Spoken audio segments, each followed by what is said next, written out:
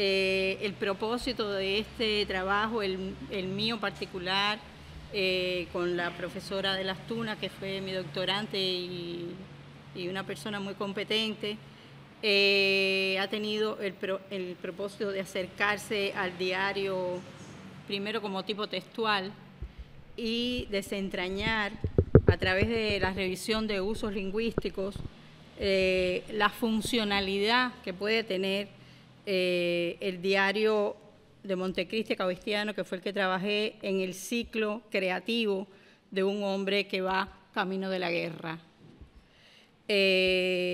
Los caribeños que se retratan ahí, incrustados en sus paisajes y entornos, en sus características, pensamientos y costumbres, muestran, no puedo leer sencillamente, muestran en su expresión formas de lengua peculiares que se escrutan y que permiten llegar a conclusiones sobre la índole y la utilidad del dato lingüístico en una perspectiva cultural de construcción y futuro. Eso es lo que hemos pretendido hacer. Nosotros tratamos de adaptarnos a los temas que ponen. No siempre nos es fácil porque trabajamos temas muy específicos, aunque quiero decir la base de la que partimos, que puede parecer una tontería o una obviedad, y es que todo lo que conocemos de Martí lo conocemos a través de su lengua. Por lo tanto, es importante tratar de entenderla, tratar de interpretarla cabalmente, tratar de desentrañar lo peculiar, epocal, estilístico y dialectal, y al mismo tiempo lo que corresponde a su época y lo que corresponde a la caracterización del español de Cuba.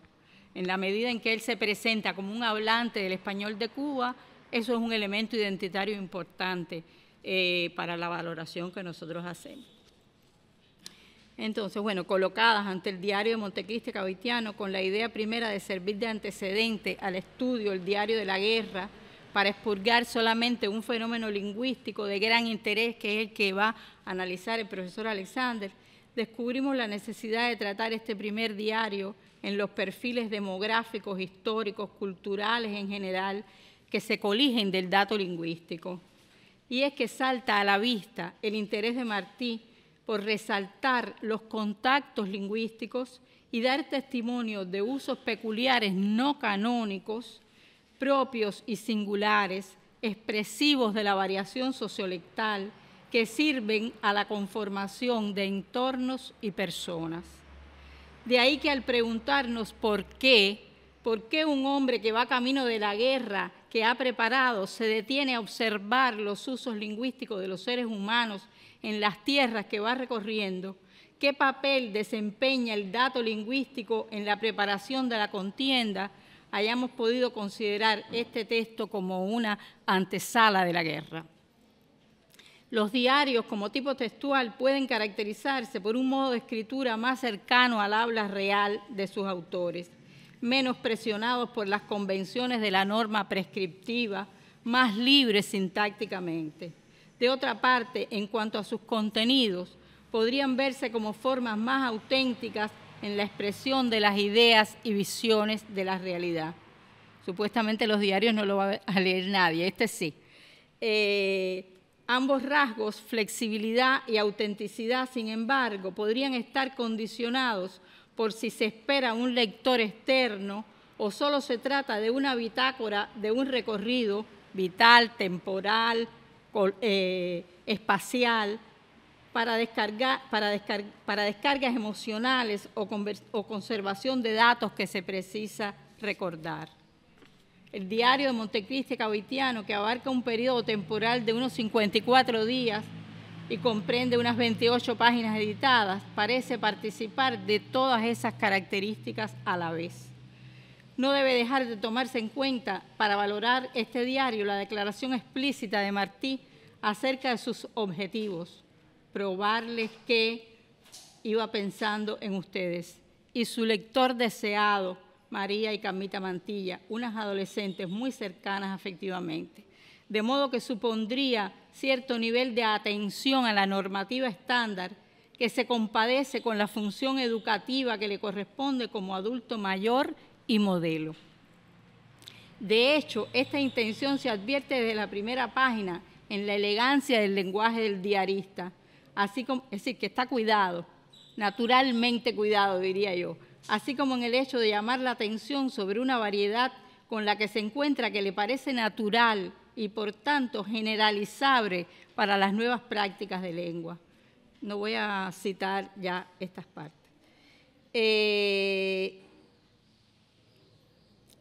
Esto tiene relación con lo que ha estado haciendo Martí en toda su obra y en particular en la dedicada a los niños y niñas. Usar el lenguaje común para contar el mundo en sus categorías más abstractas y problemas más complejos. Entender la lengua como un legado y una herencia patrimonial y que por lo tanto hay que cuidar, conservar la autenticidad de los niños que dicen lo que ven con sus ojos recién estrenados. Por otra parte, no dejemos de atender a la adjetivación, que junto a una norma de corrección, en la cita que no leí, el adjetivo también ayuda a eso, establece de modo rápido lo que es la esencia del lenguaje humano, su capacidad para recoger en el lexicón mental procesadas la impresión sensorial, por un lado, y la generalización de rasgos esenciales, capacidad de lenguaje que la cultura académica y las civilizaciones han ido complejizando en las hablas de uso. En tanto aparece un lector externo, el diálogo es permanente y compuesto de muchas voces que ficcionalizan a veces las circunstancias de una interacción presencial. En este texto predominan la narración y la descripción, más que la nota apresurada y el truncamiento sintáctico que se verán mejor en el segundo diario. La altura de la prosa poemática de Martí puede encontrarse en párrafos con cierre semántico perfecto que presentan el asombro regocijado del hombre de ciudad ante la naturaleza inmensa, bueno, como se ve en un fragmento que tampoco voy a leer. Sin embargo, la propia cercanía y condición compartida con las interlocutoras lo hace emplear con soltura palabras y referentes cubanos, que tampoco voy a citar. La presencia del autor, sus posiciones y preferencias se advierten de muchas maneras, pero nosotros las hemos preferido observar en las marcas de derivación apreciativa. No voy a leer nada de eso. La derivación apreciativa es cómo uno da su visión sobre algún problema en un sufijo o prefijo que le pone a la palabra.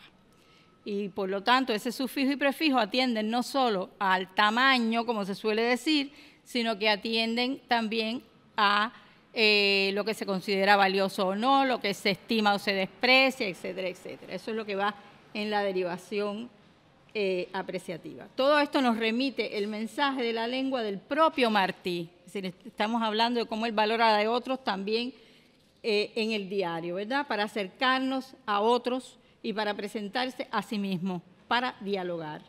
Ahora vale detenerse en cómo cumple estos objetivos su observación lingüística, que puede expurgarse, es abundante y podría categorizarse en varios tipos. Solo voy a decir los nombres de los tipos. Aquí aparecen detallados, con los ejemplos de cada cosa, qué es lo que más aparece y demás, es decir, los rasgos que más le llaman la atención. Por lo tanto, va de rasgos peculiares no canónicos marcados tipográficamente, que en pocos personajes y en pocos momentos del diario, pero que son de mucho interés, como puede ser, y voy a poner un solo ejemplo, voy a decir las malas palabras, la vocalización de la consonante distensiva. Eso es una consonante que está en un final de sílaba o en un final de palabra y eso sufre muchos cambios en el habla oral, en la oralidad. Y entonces aparecen muchos ejemplos en lo que Martí escribe donde dice algo como poique. Escribe Martí poique, no porque, sino esa convertir la R en una vocal. Bueno, no pongo los ejemplos ni los casos.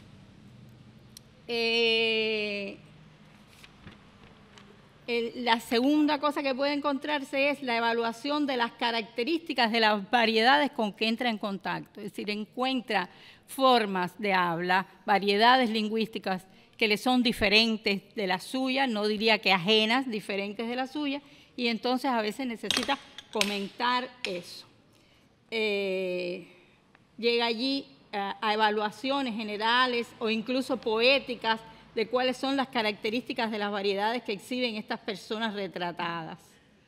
Del habla de Montecristi, por ejemplo, lo recordarán, dice: la frase aquí es añeja, pintoresca, concisa, sentenciosa y como filosofía natural. Si nos ponemos a mirar cada palabra, hay una evaluación interesante sobre la característica de esa lengua, de esa variedad en cada palabra. Y le pongo mucho acento a la evaluación muy ameliorativa en Martí de natural. Bueno.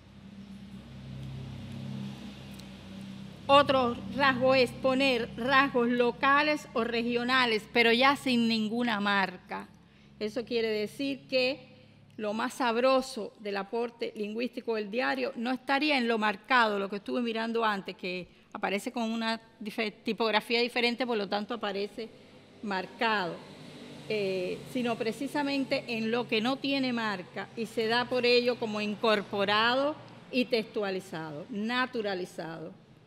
La tusa antillana y de otros países de América, el casabe, aruaco, los cubanos talanquera o guajiro, o también el cubano taburete resemantizado del francés. Es decir, todo aparece ya, todo eso aparece ya y otras muchas cosas sin marca. Términos de flora y fauna, una serie de elementos que apuntan a la presentación de unas culturas incorporadas. Bueno, en ese listado aparecen voces que son de larga data, que cuando uno las va a buscar al diccionario están desde muy temprano, incluso desde antes de que aparezcan los diccionarios académicos, y otras que no, que son las más interesantes, otras que son de época, otras que son circunscritas a un lugar, otras que, siendo palabras antiguas, aparecen con acepciones diferentes, que no están documentadas a veces en los diccionarios, en el diario, etc. Él define también, hay definición de algunos de los términos que aparece que cree que no la van a saber la gente, y definiciones o explicaciones que son a veces muy pequeñas. Dice cayuco, ¿en qué uno piensa cuando le dicen cayuco? Bueno, un cubano ya sabemos en qué piensa. En el diccionario aparece como un tipo de embarcación, es un cactus. Es un cactus. Y entonces, como él sabe que no va a ser entendido, pone el cayuco, es el cactus. Bueno,